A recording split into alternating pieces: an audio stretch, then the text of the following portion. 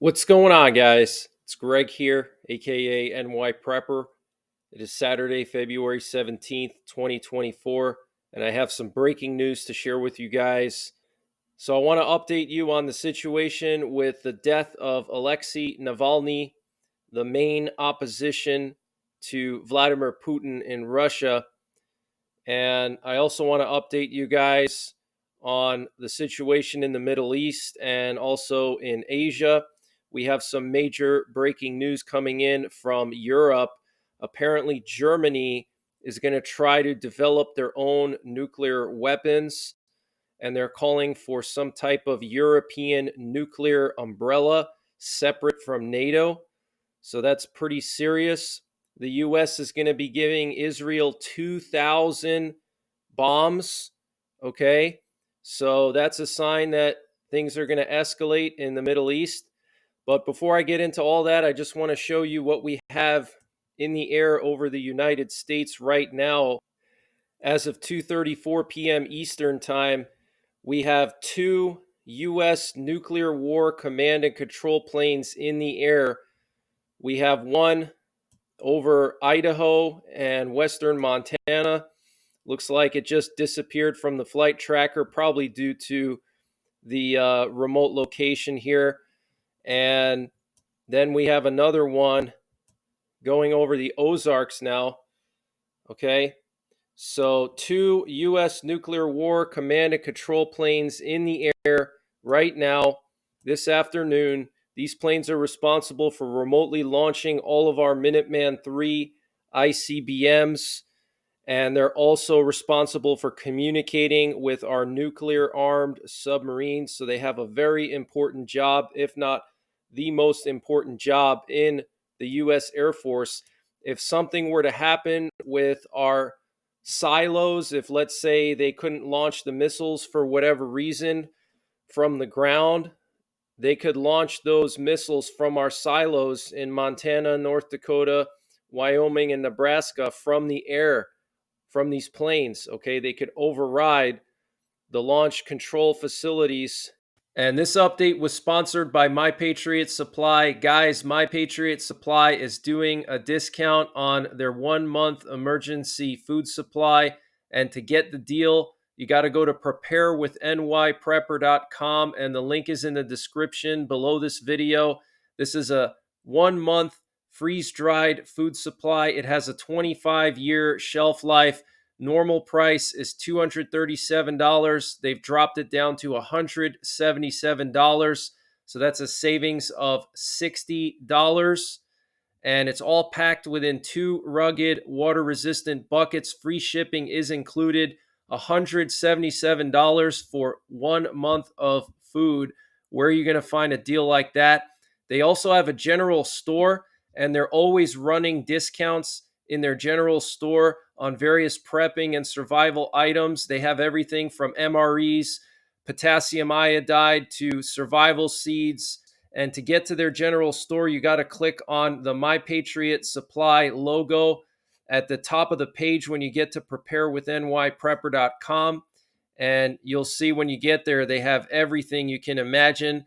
So use the link preparewithnyprepper.com to get $60 off the My Patriot Supply 1 month emergency food supply. That's $180 for 1 month of food, free shipping included. The link is in the description below this video. And also check out their general store. They have everything you can imagine prepping and survival related, and they're always running various discounts there. Here we have a picture of a U.S. strategic bomber that was flying over Offutt Air Base just about 2 or 3 days ago.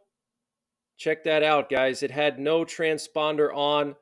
Okay, so U.S. nuclear forces are on high alert. And last night we had another nuclear war command and control plane that was doing loops off the coast of New Jersey and Long Island. And it was probably dropping its antenna and communicating with our submarines, our nuclear armed submarines, because when they fly in these circles, that means that they have their antenna deployed and they're flying in a circle to keep that antenna as vertical as possible so they can get the best possible transmission to the submarines. And Texas Governor Greg Abbott announced the construction of an 80-acre military base along the Rio Grande River in Eagle Pass, Texas. The base in Eagle Pass will accommodate up to 2,300 military personnel, bolstering the Texas National Guard's response to the Biden border crisis and bolstering border security efforts. Wow, guys. So Abbott is going to be building an 80-acre military base that can accommodate up to 2,300 military personnel in Eagle Pass on the border with Mexico. There were strong kabooms heard this afternoon in the center of the Iraqi capital, Baghdad. Okay, we don't have any information as of right now as to what were the causes of these kabooms. And Iran has plans to transfer its most advanced air defense system to Syria and Lebanon. The Syrian army in the Deir ez-Zor province in eastern Syria are currently being trained to use Iran's Khordad 15 air defense system. The system has a range of up to 120 kilometers and can shoot down up to 6 targets simultaneously. And this would prevent Israel from carrying out sorties as easily as they have been over Syria and Lebanon. And this is clearly preparation for a larger war against Israel. And it's been over 24 hours since Navalny died, and the Russian government has hidden his body. The family of Alexei Navalny, his wife, and whatever family he has that's still alive have not received his body from the Russian government. I mean, that is extremely weird, okay? If they don't give his body back, that's a huge red flag. But, I mean, we all know that, Putin took him out. They could try to cleanse his body of any poisons or anything. They might try to cleanse it somehow before they give the body back. But that's very suspicious. And Alexei Navalny's team said today on Saturday that Russian authorities are trying to cover their tracks by refusing to release the body of Navalny.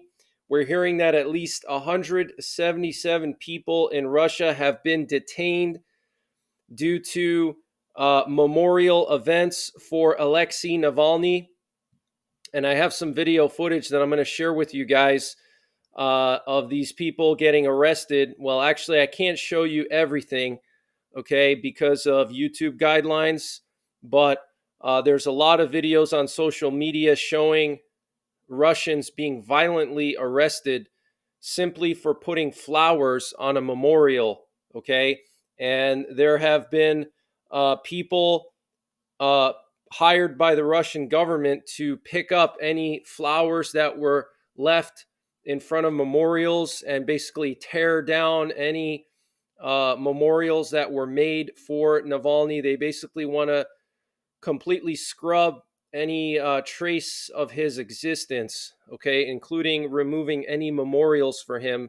So that tells you how desperate Putin is and how scared he is that not only does he have to take out his main opposition, okay, assassinate them, okay, Prigozhin, Nemtsov, now Navalny, and Putin also wants to wipe clean any memorials that are left for those people, okay? So this way Russians don't have any opposition figure.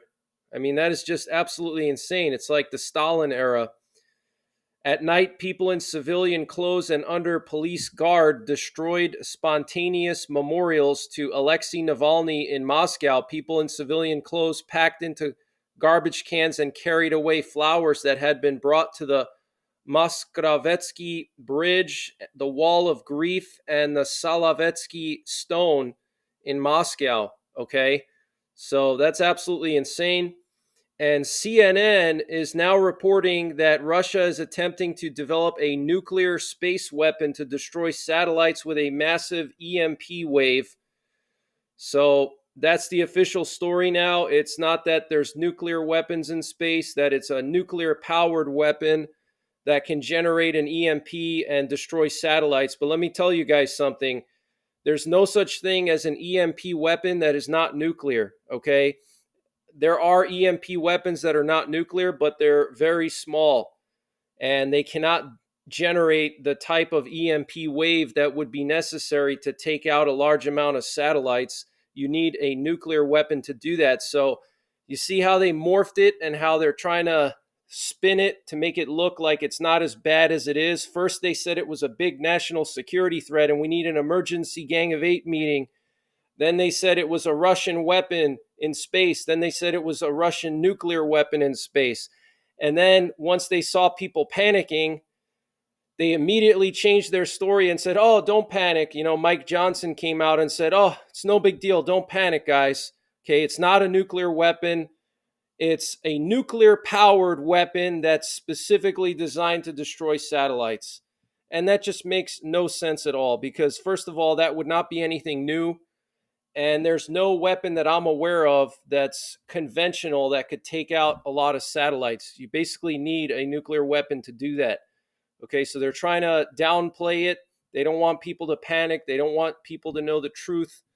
Okay. And the Pentagon announced that they successfully launched 6 satellites into space that will track hypersonic and ballistic missiles. And these were the satellites that were launched on that Falcon 9 rocket on Wednesday. Okay, the SpaceX rocket. I told you guys they launched 6 satellites on that SpaceX rocket. This was the same day that the U.S. announced that there was a national security threat. They immediately launched 6 satellites into space. So that's pretty serious, guys, for them to suddenly launch 6 satellites with basically zero preparation time. Germany is considering creating its own nuclear shield treaty without U.S. participation, which would see France and the U.K. assisting Germany in developing their own nuclear weapons, as well as placing Germany and the EU under their nuclear umbrella. Wow, that is huge news, guys. Okay, Germany has not had nuclear weapons since World War II. In World War II, they were trying to develop them, but because of World War II, they signed a lot of treaties similar to Japan that bars them from having nuclear weapons, but it looks like now they're considering developing their own nuclear weapons. And that's a big red flag that things are escalating or about to escalate in Europe. Okay. And the U.S. Second Fleet has forward deployed to Eastern Europe for the Steadfast Defender exercise. The U.S. Second Fleet, which was reestablished in 2018 in response to the changing global security environment, develops and employs maritime forces ready to fight across multiple domains in the Atlantic and Arctic in order to ensure access, deter aggression, and defend U.S. allied and partner interests. Okay, so this is pretty serious, guys. We're deploying an entire fleet to Eastern Europe, the Second Fleet, guys. Okay, that's an entire fleet of the U.S. Navy with warships, with aircraft carriers, with fighter jets, with submarines, with recon planes, with all kinds of stuff. Okay, that is huge news. And another sign that there's escalation going on between Russia and NATO right now. And the Hungarian parliament will ratify the agreement on Sweden's accession to NATO at the beginning of the spring parliamentary session, which opens on February the 26th, said Prime Minister Viktor Orban. So some good news there. Looks like Sweden will be joining NATO this year, probably in July at the NATO yearly meeting. They're probably going to admit Sweden into NATO formally, okay, which is huge. And for the second night in a row, a French Mirage 2000 fighter jet was flying through the Baltics along the border with Belarus and Russia. Now, what's interesting about the French Mirage 2000 fighter jets is that they're specifically equipped with long-range precision strike munitions, okay, long-range cruise missiles that are conventional. And the Mirage 2000D is the one that was flying in the Baltics. And here we have a flight path which I captured last night. You can see Dassault Mirage 2000D, and you can see it flew right along the border with Belarus and Russia. Now, the 2000D carries conventional long range missiles versus the 2000N is part of the French nuclear deterrent, and the 2000N can carry the TN-81 300 kiloton nuclear warhead on top of the French medium range cruise missile ASMP. Okay, so potentially these could be the 2000N planes, but they're being reported as the 2000D, the conventional armed planes, but the nuclear armed planes could also be flying here. We just don't know about it. Okay, they could be reporting it as a 2000D. Okay, but they're basically the same plane. It's just the D version has conventional weapons, the N version carries the nukes. Okay, but this is also good practice if, let's say, France did have to fly a nuclear mission or deploy nuclear weapons to the Baltics to strike Russia. You know, they're practicing for it right now with the conventional version. Okay, so that's pretty serious. And Alexander Lukashenko, the president of Belarus, accused Poland of allegedly wanting to take over the western part of Belarus. According to the alleged Polish plan mentioned by Lukashenko, Poland would have a border up to Minsk. Okay, that's what he's saying. And as someone with Polish heritage, I can tell you that the western half of Belarus used to be Polish territory for basically 90% of Poland's history. They lost it after World War II when Stalin and Germany and the Allies, agreed to who would have which territory, and Poland ended up getting the eastern parts of Germany, and Russia ended up getting the eastern parts of Poland because Russia wanted more of a buffer zone from Poland and Germany and Europe. So they wanted more of the eastern part of Poland. So they took the eastern third of Poland and incorporated it into the USSR because they wanted more of a buffer.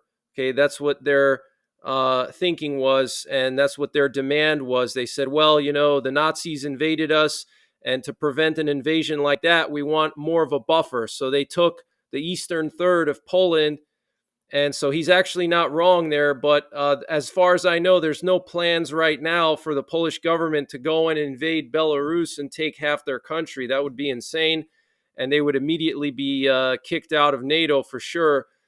Polish Prime Minister Donald Tusk said Poland is rapidly building border barriers. He said, we have decided to quickly modernize the border barrier with Belarus, and we will allocate adequate funds for this, said Prime Minister Donald Tusk during a joint conference with the Prime Minister of Finland. We want to coordinate work on the borders with Finland because tight borders with Russia and Belarus, if they are really to be tight, we must take joint responsibility for it. Finland, Poland, but also the Baltic countries. There cannot be any weak links in this chain, Tusk said. Okay, so Poland is building up their border fortifications with Finland and the Baltic countries. It looks like they basically want to create like a giant border fortification from Poland all the way through Finland. And maybe they're all going to work together to make some kind of giant defense line. Okay, the Baltics have already agreed to build a defense line jointly. So maybe Poland and Finland are going to work with the Baltics now, and they're going to build like a massive Maginot line from the Finnish Arctic all the way down to the Ukrainian border in Poland. And Polish farmers are continuing to block the Ukrainian border. Apparently, 6 border crossings are now blocked by Polish farmers. And apparently, the largest blockage is in Krakowec, where there's 1,600 Ukrainian trucks parked there which is just insane. And apparently, a total of 3.3 thousand freight transport in all directions have been stopped by Polish farmers. Okay, so over 3,000 trucks, Ukrainian trucks, have been blocked by Polish farmers. They don't want Ukrainian grain to enter Poland because they're out competing Polish farmers. So Polish farmers are losing their livelihoods essentially. Okay, because when they go to the Western European grain markets, the Polish grain is, let's say, 25 to 50% more expensive. So the Western European buyers are going to buy the Ukrainian grain over the Polish grain. And Russia attacked Kupiansk in the Kharkiv Oblast last night with aerial bombs, and apparently 5 people were injured and multiple buildings were damaged. A 2-story building with 2 entrances was destroyed, and 5 private houses were damaged. People might still be in the rubble. This was reported by the head of the Kharkiv Regional Military Administration. 2 women with injuries were hospitalized in medical facilities. 1 civilian man was treated on the spot. And Ukrainian President Vladimir Zelensky said he was willing to take U.S. presidential hopeful Donald Trump, a longtime skeptic of Washington's support for Kyiv, to the war-battered front lines of Ukraine. So that's pretty funny. And 2 Russian Sukhoi 34 fighter jets and 1 Sukhoi 35 fighter jet was shot down by Ukrainian forces in eastern Ukraine near the front lines. And the president of the Czech Republic, Peter Pavel, claims that his country has 800,000 artillery shells that they can deliver to Ukraine immediately. He said, so far we have found 500,000 shells of 155 millimeter caliber and around 300,000 shells of 122 millimeter caliber, which we will be able to transport to Ukraine in a few weeks if we find funding for this. We will turn to our partners in the USA, Germany, Sweden for this help. Okay, so he wants to give 800,000 shells to Ukraine, but he wants money for it, which, makes sense. He doesn't want to just give away such a massive stockpile of artillery shells for nothing. And the German Chancellor Olaf Scholz told Al Arabia that Russia has lost control of the Black Sea, and he was referring to that amphibious assault ship that was sunk last week by the Ukrainians. Okay, they sunk another Russian warship, the 4th Russian warship to be sunk by the Ukrainians since the start of the war. And the governors of several regions in Russia, including Belgorod, Kaluga, Bryansk, and Voronezh, claimed that multiple drones were downed overnight on February 17th. Belgorod Oblast Governor Vyacheslav Gladkov announced via telegram that 2 drones were shot down over the region.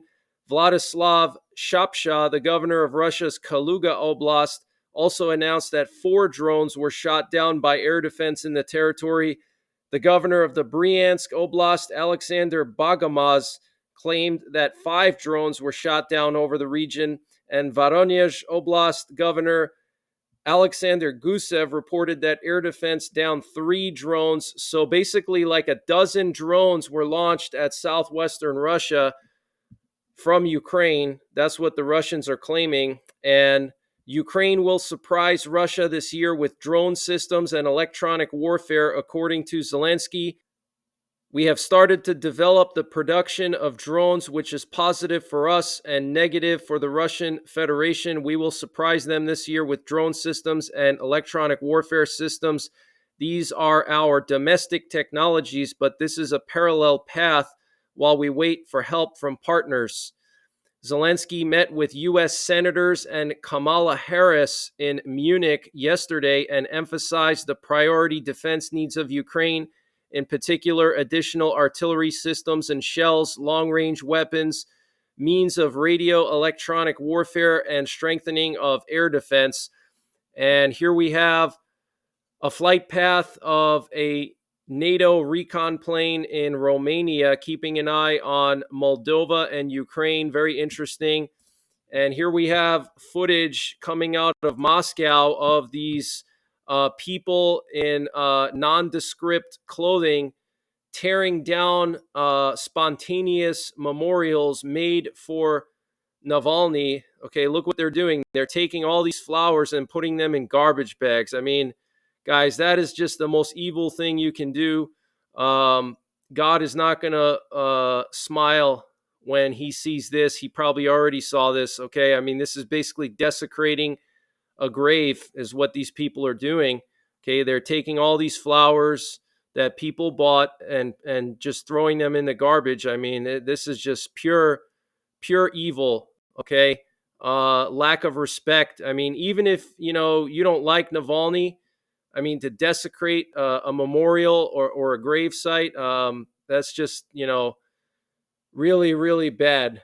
Okay, so and they were actually being protected by Russian police. You see the Russian police here standing watch and doing nothing about it because they're actually protecting them. Okay, so these people were ordered, probably paid to do this by the Russian government. Okay, I mean, that is just absolutely insane. The lengths that the Russian government is going to maintain power. Here we have some footage from today in Moscow of the Russian police harassing Navalny supporters who were placing flowers in front of memorials. There were a bunch of people arrested. Like I mentioned, 177 people were arrested already. Unfortunately, I cannot show you the footage of the arrests because of YouTube guidelines, but they were pretty violent. And here's one of the memorials that they were placing flowers in front of, and you can see the Russian police telling people that they have to move away from the memorial. Okay, and they basically start to stand in front of the memorial to block the Navalny supporters from putting flowers in front of the memorial. I mean, how sick is that? Look at all these Russian police. They actually brought out some of the special police here. Okay, you can see them in the urban camo. So we'll have to wait and see if things escalate. And here we have another video showing the Russian police pushing people away from the memorial. Okay, because people were putting flowers in front of the memorial. I mean, this is just absolutely insane, guys. I mean, this is something you would see out of like the USSR, basically. Okay, so the USSR is not dead, guys. It's still alive. It's just called the Russian Federation now. Okay, they want you to think the USSR is dead, but I mean, it's basically the same thing, just a different name. Here we have some footage of the Ukrainian military withdrawing from Avdiivka, and this is actually a US M1 Abrams here. Look at that. So they're pulling their M1 Abrams out of Avdiivka because they don't want the Russians to capture it or destroy it. Okay, so huge loss for the Ukrainians in Avdiivka. Here we have some video footage coming out of somewhere in Avdiivka. Here are the Russian forces holding up the Russian flag. Okay, they've basically conquered Avdiivka now. All right, so huge loss for the Ukrainians. Here's a video showing Russian forces at the main train station in Avdiivka, okay, holding up a Russian flag. So huge loss for Ukraine. Very unfortunate. And here we have Vladimir Zelensky, the president of Ukraine, meeting with top U.S. senators in Munich. Here's Richard Blumenthal. And here we have Zelensky with Kamala Harris yesterday in Munich. Okay, you can see her right here on the right. And then here we have Zelensky with the president or prime minister of the Netherlands. Okay, and the Netherlands is responsible for providing Ukraine with F-16s, and they're training Ukrainian pilots on the F-16s. So I'm sure that was one of the main topics of their discussion. And the Israeli army has now taken the last Hamas pockets in the city of Khan Yunis. So it looks like the operation in Rafah is imminent. And the U.S. will be sending Israel 1,000 Mk-82 bombs and 1,000 JDAM bombs. Okay, those are the guided bombs. They have like special uh, fins that they bolt onto the bomb, and it helps steer it better. Okay, it basically turns a dummy bomb into a smart bomb or a guided bomb. And the Prime Minister of Israel, Benjamin Netanyahu, said that anyone who doesn't want us to go into Rafah doesn't want us to win the war. And the Hamas political leader, Ismail Haniyeh, said, "We will not accept anything less than a cessation of the war and Israel's complete withdrawal from the Gaza Strip to complete any exchange of abductees." Okay, so that's a pretty serious demand. And Netanyahu rejected his demand, saying, "We will not agree to Hamas's demands because that would mean Israel's defeat." Okay, so he's not going to give in to their demands. Hezbollah fired a missile from Lebanon towards the Israeli army's Branit military barracks today. And earlier today, Israeli fighter jets attacked the infrastructure and a missile launching point of Hezbollah in the village of Jebel Blat in southern Lebanon. And Anthony Blinken apparently told the Israeli prime minister that Washington does not support a military operation in Rafah. And the Houthis claim they have attacked a British tanker ship in the Red Sea. And the U.S. is saying that this tanker only received minor damage and that they retaliated with more airstrikes in western Yemen. So the situation in the Red Sea is continuing to escalate. Okay, more attacks on American and Western ships, warships, commercial ships. Okay, there's no end in sight there. And North Korea has stated that if South Korean and U.S. reconnaissance aircraft get any closer to North Korean territory, it will be very clear what will follow. North Korea emphasized that recent spying activities are serious provocations. Okay, and I've been showing you guys a lot of the reconnaissance planes that have been flying along the border with North Korea. Here we have what appears to be some type of LiDAR mapping going on by NASA planes near Seoul and the central part of South Korea. They were flying back and forth all night long doing LiDAR mapping here. And this was the first flight path that and this was the first round of LiDAR mapping. And then they did a second round later, a few hours after that. So I don't know what they're doing here. This could be military related. They're mapping the terrain, or I don't know what they're doing.